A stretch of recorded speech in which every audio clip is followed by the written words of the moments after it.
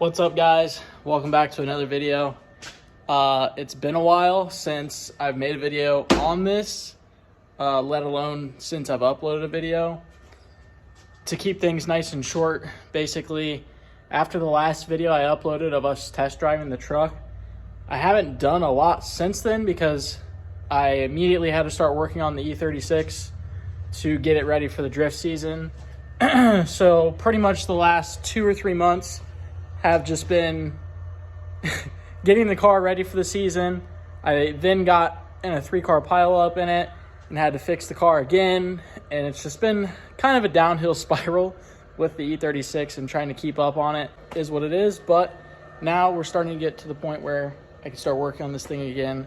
I can start putting some time, a little bit of money into it. There's a couple things that I have done in the meantime that I didn't film. Just little things really, and a couple plans have changed. We have the alternator, voltage regulator, and all that stuff wired in. Obviously none of it's loomed yet. Everything's just kind of roughly ran and zip tied. So the battery does charge now. It charges at like 15.5, 16 volts. The turbo and the intercooler piping all painted up. It looks so much better. Also painted the manifold and stuff.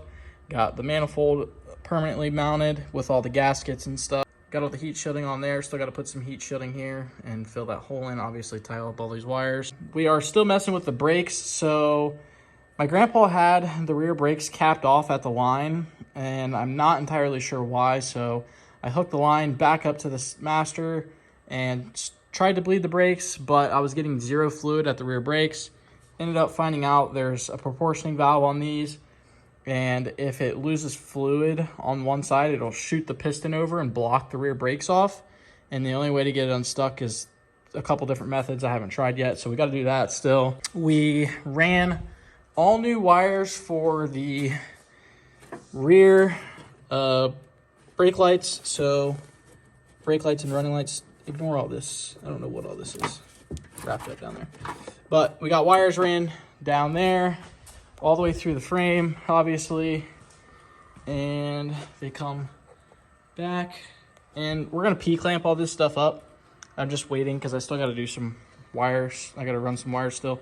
Got our fuel sending unit wired up, so the fuel level actually works now on the cluster for the one tank. So that's all wired up and good to go. We got more of the frame bed lined, which I actually ended up getting some real bed liner, not the spray can stuff. So we're gonna do that today. All right, so we got the bed liner all on, and it's dried up. It's a couple days later.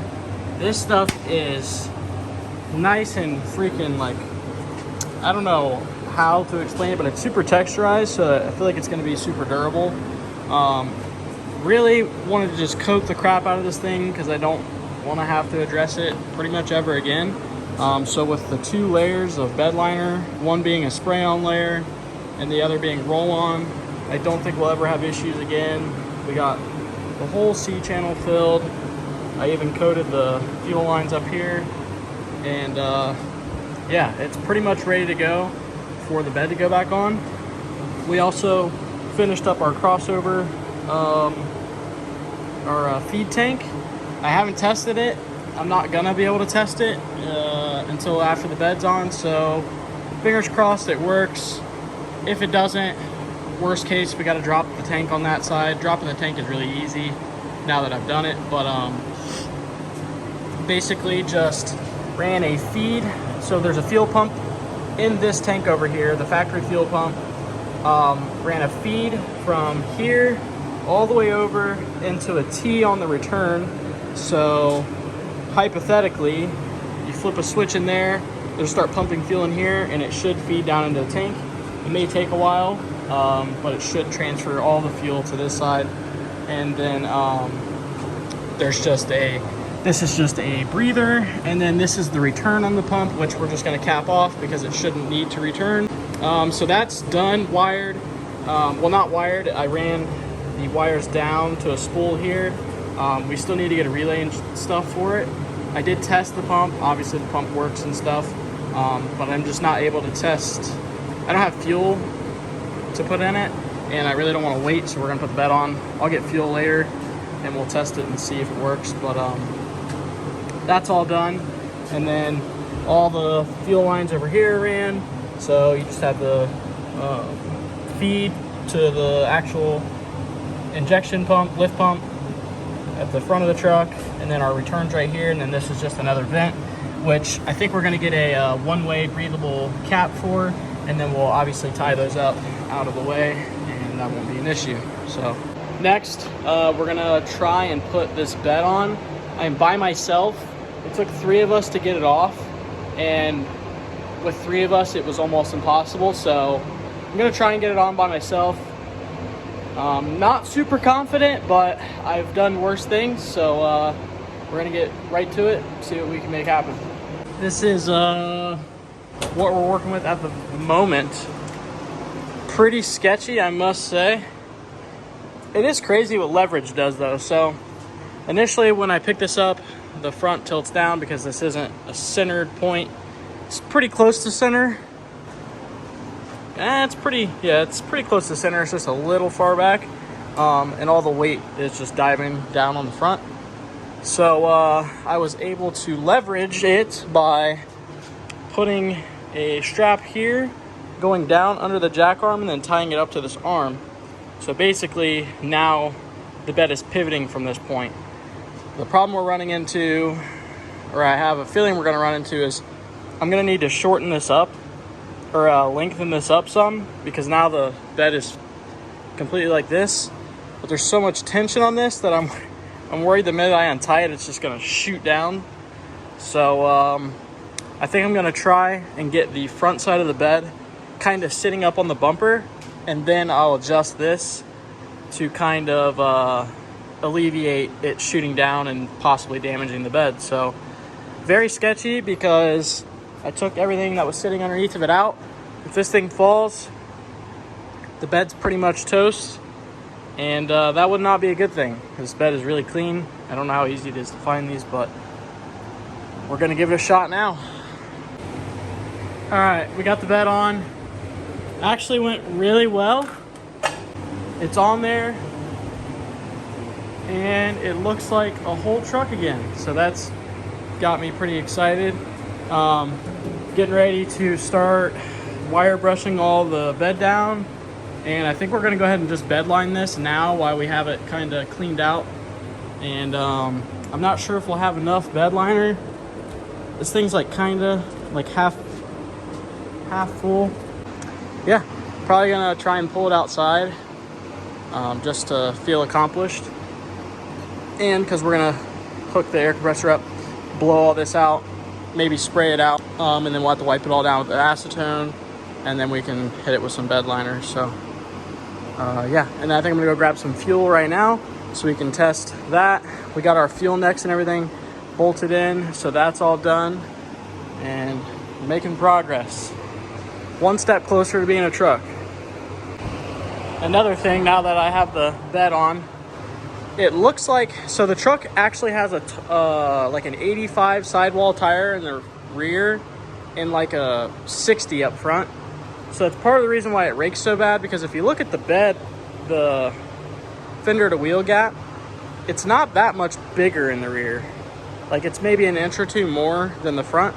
So I think if we get the 2-inch leveling kit and then put the same size tires all the way around, the truck should level out and won't look so weird.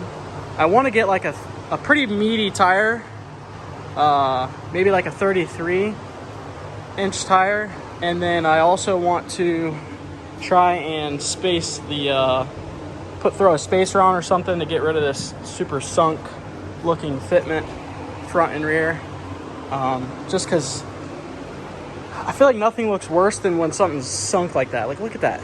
It's like an inch sunk. It just doesn't look good to me. Unless, if the wheel was tucking, it'd be a little different maybe, but I don't know. But I'm just very excited to see the truck at this point. It doesn't look like we did anything because it looks like the same truck, but lots of progress, so yeah.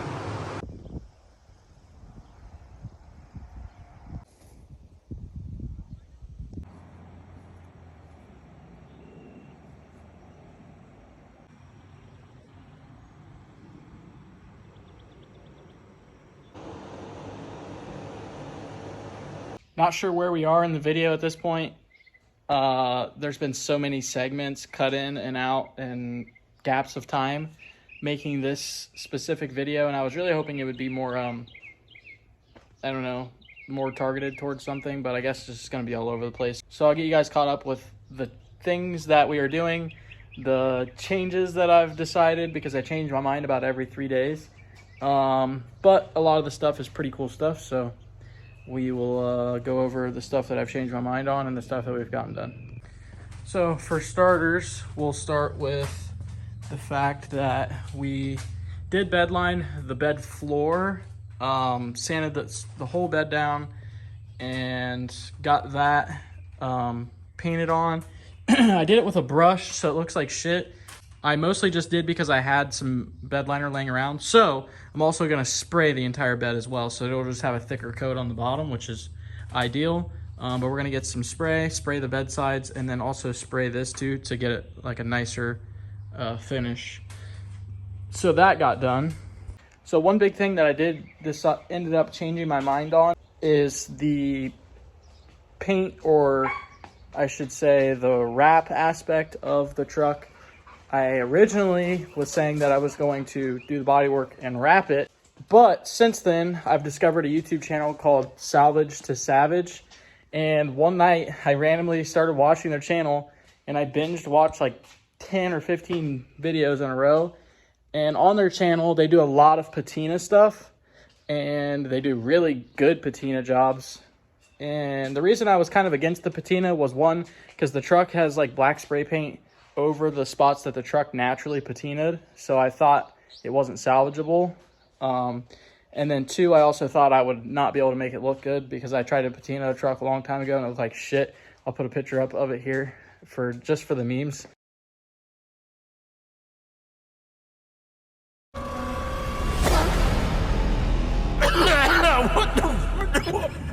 Me and Trey tried to do that. We did not have a fucking clue what we were doing, but that's besides the point. So decided to try that and or go that route instead of wrap. And I think it's better this way because the truck has a lot of character and it'll kind of still look like my grandpa's truck, but it'll also still be, you know, restored, because we're going to do a clear over the patina, or a satin clear over the natural patina on the truck. Now, we did start on some of it, and we're going to show you that now, or I'm going to show you that now. For starters, we got the front fender that we started to do the patina on. So at the top of the fender, there was black spray paint kind of covering all of this. Assume that the sun kind of baked through the clear and everything and started to rust, so they put spray paint over it to preserve or protect it. Which, if you look, there still is some black through here, and I'm trying to put a good game plan together on how I'm going to get that kind of down to the blue without making it look manufactured and keeping a natural look, because it's also down here as well. So got to kind of figure that out. But you can see like where the clear went through and stuff, so I assume there's probably a little rust, or not rust, but where it's burnt through the clear there. But this stuff was bare metal. I made a patina spray that basically makes bare metal immediately rust. It is 4 cups of peroxide, 4 tablespoons of vinegar, white vinegar, and then a 1.5 tablespoons of salt. Mix it up and spray it directly on the metal, and it immediately rusts. 10 minutes ago, this was clean metal, but you'll see it does that, and then I'll wipe it clean eventually. But another thing that you can do too to make it look like more grungy, kind of like this, is you soak some rags in the patina spray and then lay it over the bare metal spots overnight, and it'll kind of like give it a grungy, realistic, rusty metal look. So basically this is the look we're going for. I think it's going to be really cool once we put this clear on it, because this paint is actually really a really cool color. So once it has a clear over it, that original color will kind of pop. and I think it'll look good. Another thing I was concerned with doing the patina was all the body work we have. It's going to be, I feel like, kind of hard to make look like a natural patina. But after watching the salvage to savage videos, they take like a gas cap into a Napa. They get an aerosol can matched to the color of the truck. They put like a red primer as the first coat, as the first base coat. Then they spray the aerosol, color matched aerosol can over the bodywork, and you kind of just sand and do whatever to make it look like a natural patina. And technically, like, this spot wouldn't really need patina. What I've learned, like, a real natural looking patina is all of the top side of your panels are going to be the spots where patina are going to happen, the places where sun really hits. And I guess you could say this would be a targeted spot for sun, but it would be mostly like right here. So, I mean, you can see on the truck where the roof has a really cool finish on it. Like, that's pretty neat. So I'll probably leave that alone. I won't mess with it. And the truck has natural patina on a lot of other places, like here. So, really cool. But this side, you can get an idea of what it looked like. So, this side I haven't messed with yet. So this is why I was worried to even try and patina it, but it looks like it's going to work out. So, also another thing we decided to change that I was pretty dead set on. It's funny that it's actually probably a good thing that this build has taken so long, because I've had, and I shouldn't even say that long, like a lot of people take years to build stuff like this. We've really only been working on it for like 4 to 6 months, something like that. But another thing that I was pretty dead set on that I am deciding to change is I decided to change the exhaust setup. So I originally wanted to hood stack the truck. One, it's fucking sick. Anyone that thinks otherwise just must not be very fun. 2, it looks sick. 3, it sounds sick. 4, it's fucking sick. But all of those things, it's just not practical. 1, the windshield gets all covered in soot because it's a mechanical truck. The truck is natural. I mean, it's gonna soot. Like, there's really no avoiding that. It gets soot all over the windshield. It gets all the HVAC stuff, blower motor, everything is right here. Naturally, you're gonna have some turbulence, mix some soot and exhaust fumes up here. It's gonna get sucked into the vents. The cab's gonna smell like exhaust fumes or soot, which I don't mind the smell of. I actually love the smell of unburnt fuel. But so there's that. 1, for this truck, it rises a big problem with heat all up here in the heater core area, and then the wiring coming out of here. I was just gonna completely reroute this, but I'm just giving myself more work that really could be avoided. And then the other reason I was gonna go hood stack was because I originally was gonna slam this thing on its nuts, and I was worried that I wouldn't be able to get an exhaust out over the axle. But since we're leveling it for now on semi wheels, we can run a full exhaust, and I didn't realize it, but we can run a side exit. I hate side exits because normally the frame, like first gens, the frame comes down so far that when the exhaust comes out, it's like 6 inches off the ground. It just looks dumb. But I think with this, we could pull a side exit off and it not look completely stupid.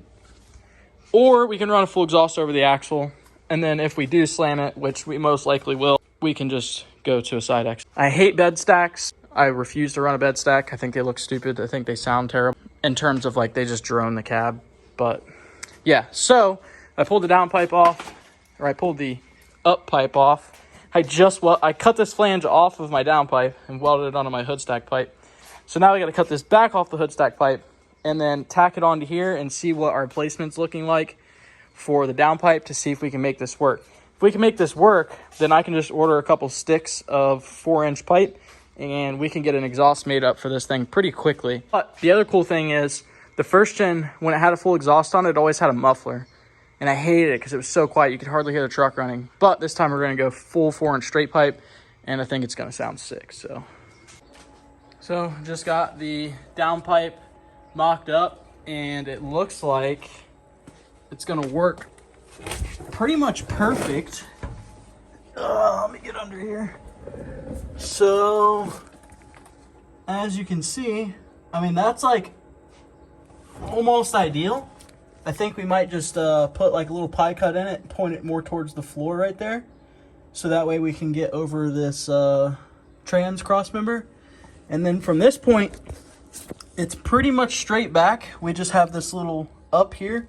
So we'll probably put I'll probably pie cut like a 45 here and then up. So like it'll be like a 45 here, straight section, 45 back down, but not actually down, you know what I mean? But to follow that curve. Here, we'll put it, oh, you can't see shit that. And then either go all the way out over the axle, which looks kind of tight. Looks like you would have to go to the right to avoid the shock. Or we just do like a 45 here and just dump it right before the rear tire. So not 100% sure which route we're going to go quite yet. We'll probably just get the exhaust ran back here and then kind of decide which way we want to go after that. Most likely, unless we can get a pre-bent one for over the axle, we'll probably be going out the side. So not a huge fan of the side exit, but like I said, I think if we can kind of tuck it up high, I won't mind it. Okay, so we just finished completely welding the downpipe. Might look like there's a lot of welds on there. That's because there is. There's a lot of leftover welds from, I've cut this flange off of like 5 different exhausts because I put so many exhausts on the first gen, and I was worried that I wouldn't be able to find this flange, which turns out I can just buy it, but that's besides the point. Yeah, so I've reused this section of the exhaust so many times. There's like a fuck ton of welds on it, but did the light test. There's no air leaks or nothing. Hit it with a coat of high heat paint, ran out. So we got this section to do later, but I plan on heat wrapping this regardless. That's why I'm painting it, so it doesn't rust like it did before with the heat wrap on it. But yeah, this is fully welded. I can throw it back on the truck. So the other big thing about not running a hood stack now is that originally we were trying to figure out, I always say we, I don't know why I say that. Originally I was trying to figure out what to do in terms of routing the coolant hose, the heater hoses. Originally it was just gonna kind of go up this way and out, but then it kind of brings a new problem in because these are the normal heater core lines. They're a hard line and they go to the back of the engine because the first gen heater core is right here. So then it just kind of has like a 4-inch section of hose and that's it. The problem with running the hoses around was that you're gonna have to kind of make some makeshift elbows. It would kind of look like shit because you'd be having hoses just kind of everywhere. So now that we're not running a hood stack, we can run these lines like we normally would. And so it would route like that basically. And then it's got that collector where it holds it. So my heater core hoses will just route over the heater core control blower motor mess over here. It would just route over it and then straight here. So we'll only have that one section of exposed hose. You'll see this. I'm going to get new hose, and then I'm also going to P-clamp them together or put like a separator on here and make it look a little nicer, obviously. But yeah, so it'll just run over like that, basically, with less hose, and we're done. So we have this fitting here that we put in to delete. There's normally a heat exchanger on the block down here that has the trans lines running through it. Basically, there used to be a 2-way splitter here. So I deleted the 2-way splitter, got a reducer, necked it down to that. I think that's going to work, that fitting. It may not, but I think it will. It'll just have like a 2-inch section of hose. The hard line will go to it, and then we'll have a complete cooling system at that point. This was the main thing that was preventing us from filling the truck with water and coolant and bleeding the system.